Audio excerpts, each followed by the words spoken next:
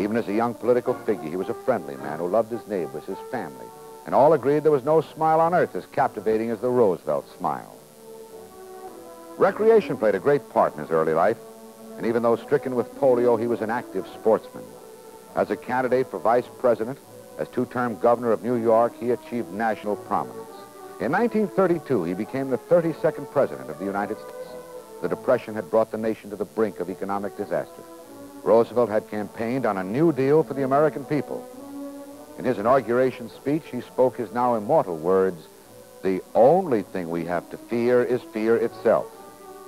With the New Deal, the war against economic collapse had been won, and Roosevelt enjoyed a brief respite with his family and friends before he was thrown into the most terrible conflict ever to face the nation. In August of 1941, the president met and conferred with Winston Churchill, and the Atlantic Charter was born. The war was 2 years old when Roosevelt met young kai-shek and Churchill in Cairo, where they discussed and charted solutions for the war against Japan.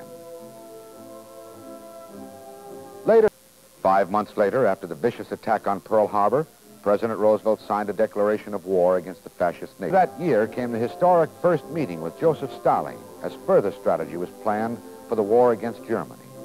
This meeting was known as the famous Tehran Conference, and Roosevelt seemed to be in the prime of his life. In 1944, Franklin Roosevelt received an unprecedented fourth term as president. His inaugural consisted of simple ceremonies on the White House porch, and with him was his vice president, a man who 3 short months later was to succeed him as president of the United States, Harry S. Truman. With victory only months away, a drawn and tired Roosevelt met at Yalta with Churchill and Stalin.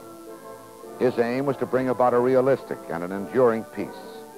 In his last public... I am confident that the Congress and the American people will accept the results of this conference as the beginning of a permanent structure of peace, upon which we can begin to build, under God, that better world in which our children and grandchildren, yours and mine, children and grandchildren of the whole world, must live and can live.